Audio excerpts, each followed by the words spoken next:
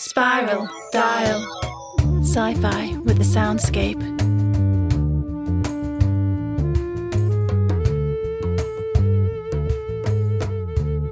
Patricia's glassy stare seemed to pin her to the bubble. Stuck fast, she felt a strange pressure where her left foot should be. She was unable to see what creature or object held her, but it felt as if she had caught her heel in some form of trap. A trap which was now being dragged inexorably away from her. The pressure increased and increased until it was almost intolerable. Round and around and up and down she twisted, as if on some sort of demonic roller coaster. She was stretched from one side to the other, losing sensation in first the left leg and then the right.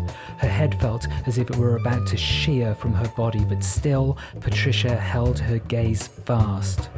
A strong hand grasped the back of her head and pulled her up until her head broke free from the orange at last and emerged into darkness. A faint hum filled her ears, developing into a rippling arpeggio of bright sound.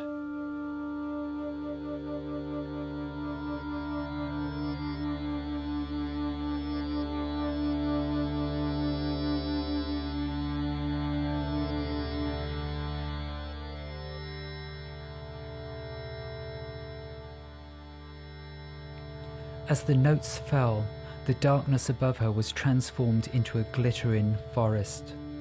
The lights appeared to move, shimmering from one side of the space to the other, a cacophony of sound creating a cascading waterfall of light.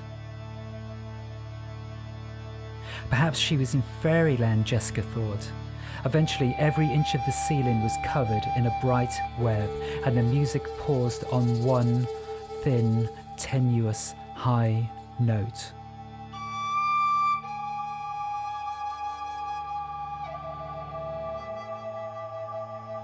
Looking around in awe, she realized that she lay on a small outcrop of rock amid a dark underground cavern. The roof above her was decorated with the most fabulous array of stalactites she had ever seen. Long fingers of rock coalesced to form suggestions of faces and figures, as if to probe Jessica's memories of people and places from long ago. In the top left-hand corner, she could see her mother's face outlined in light. Her spidery fingers beckoned to her, and Jessica felt an intense sense of longing for home, for something, anything, familiar. She leapt to her feet, looking for a way to reach the wall, but there was no path. She was on an island, alone in an unfriendly sea. She was about to jump in and swim towards her when the face shifted and contorted into the unfriendly features of Colonel Black. The fingers merging into forceps dripping with blood. The white light above her merged into red and then orange, dripping its toxic light down onto her. Jessica covered her face, trying to escape the sight of the blood, but the memory was still inside her skull, and she fell to her knees, tearing at her eyes to erase those terrible sights. Once more, she felt that firm hand on the back of her head, lifting her, and as she did so, the arpeggios started once again, cascading downwards and cleansing the chamber with a bright, white light.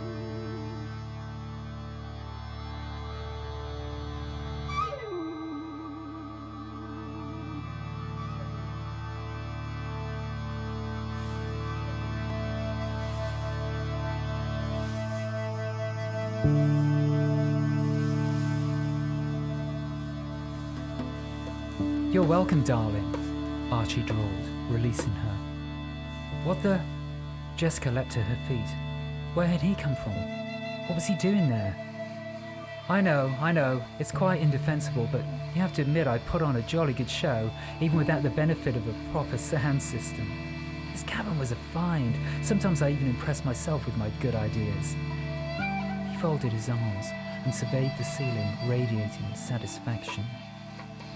After around 2 minutes of this, he sank down into a cross-legged position, a smug smile on his lips, and started fiddling with his sleeves. Jessica's irritation came to a head. "What the hell is going on? Did you spike my drink again? And what on earth happened to Finn?" Archie looked straight at her, wide-eyed. Finn? You saw Finn? Well, more heard him, actually. At least I thought it was him. She paused. Floating in orange was one thing, but was she really saying that she had heard a cat talk? What do you mean you heard him? I'm not quite sure how to explain. Are you telling me that Finn can talk? Archie seemed genuinely curious. Jessica pursed her lips. If what she had experienced was true, she had merged into an orange substance and been taught telepathy by a talking cat. All of her medical training was telling her that this could not possibly be right.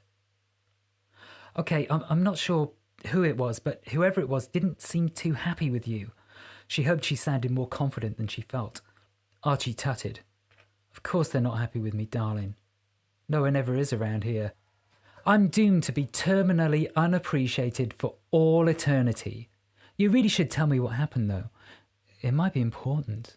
You know, for our survival. You are the practical one, after all. Reluctantly, Jessica spoke. You left me. I didn't know what would happen. I remember floating in orange, then I remember screaming, and the voice came to me. Having started, the words came faster until she was gabbling at him uncontrollably. The voice, it sounded like purring. He taught me how to speak, and then we saw Patricia, and she cast a spell on Ant, and I got stretched, and then you rescued me, I suppose. She tailed off, suddenly hesitant. You sound utterly ridiculous, she thought. Over a decade of medical training, and here you are recounting the utterances of a purr-emitting, disembodied voice. Archie sat very still, frowning. Why do you want to teach you how to speak is beyond me. You talk quite enough already. Jessica raised one eyebrow. Archie, at least, had not been changed by his experiences. Well, it wasn't sound in the normal sense. It was more of a bubble, a thought bubble. Did you think his purr was, dishy? Archie's head cocked to the left as he flashed a lopsided grin. Jessica narrowed her eyes at him, suspicious. Come on, darling, tell me. Could be critical.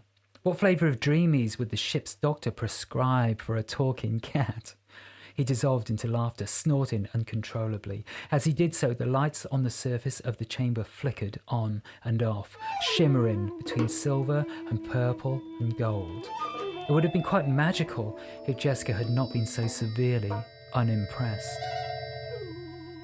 Stepping forward, she grabbed him by the scruff of the neck and lifted him from the ground. She had not realised how very light he was. He had always been slight, but she had picked him up as if he weighed nothing at all. She held him still, thrashing. Livid, she spat into his face. You drugged me again, didn't you, you weasel? She threw him onto the ground. He skittered across the outcrop, almost reaching the edge of the fluid which surrounded it. She saw fear in his eyes. Wait, no, I didn't drug you. Something has happened. You're different. I don't know how. But please, don't hurt me. He had dropped the act. His hands shook as he cowered on the floor, wide-eyed and trembling. I'm sorry, she stammered. She realised that she could have hurt him. She took a step towards him, and he moved back reflexively. I'm sorry, Archie. I didn't mean to... Have you lost weight? Most certainly not. You just don't know your own strength. He lifted a large fragment of rock from just next to him, hefting it onto his shoulder with some difficulty. Will you try something for me? Take this. She reached out and grabbed it with one hand, lifting it with ease. He looked on in astonishment. I've always been strong, Archie. I trained in martial arts, remember? Okay, sure. Well, how about you karate chop that rock? She rolled her eyes. Don't be ridiculous. I'd break my hand. We only do it with wood. At the same time, she couldn't help but thinking that something was different about her. When she lifted him, he had felt like a paper cutout from a magazine, as if he might blow away given the slightest breath of wind. She felt energised, somehow in need of a release. Looking at the rock, she grasped it in both hands. Experimentally, she applied a gentle pressure to both sides of the irregular stone. At once, it crumbled into several pieces, falling to the floor. She crushed the largest of them easily beneath her bare foot. Archie stared at her, open-mouthed. She shrugged. What? The rocks in here must be soft, that's all. You should know. You're the geologist, assuming I didn't hallucinate that bit. No, you didn't hallucinate that. I do know about rocks, but those aren't soft rocks, Jessica. That rock is made of granite. It's extremely tough. In fact, most granite can withstand compression of up to 130 megapascals. He took a deep breath, about to continue, but Jessica cut him off. Okay, I have no idea what you're talking about, but I assume this is all some sort of wind-up too. Come on then, turn the lights back on. Let's get back to the surgery and start getting this situation sorted. I'm afraid I can't do that, Jessica. I know you don't believe me, but I really don't know how any of this works. It's all so different from before. But you have to know, I never left your side. We were together all that time. I could see you, but you couldn't hear me. And I was talking about Finn. I don't know why really, just for company. You seemed rather quiet after all. But I'll tell you one thing for free. Magic or no magic, that animal does not talk. A loud sound rang through the air, short and sharp, like a gunshot. As the crack echoed in the chamber, the lights above them faded away and the whole room began to vibrate. As the vibrations grew stronger, the stalactites above them started to disintegrate, covering them in dust. Then larger fragments of rock began to fall on them both. A small stone hit Archie on the forehead. A stream of bright red blood gushed over the side of his face, obscuring one of his eyes. Instinctively, Jessica stretched out her hands above him and realized that she did not feel the impact of the stones at all. Grabbing Archie, she sheltered him beneath her body. He felt very small and very fragile, as if a single rock might permanently damage him. The barrage went on until Jessica was completely encased in stone. It seemed that the whole world must have fallen on top of the two of them, entombing them in the earth. A dense silence fell, broken only by the faint sound of approaching footsteps.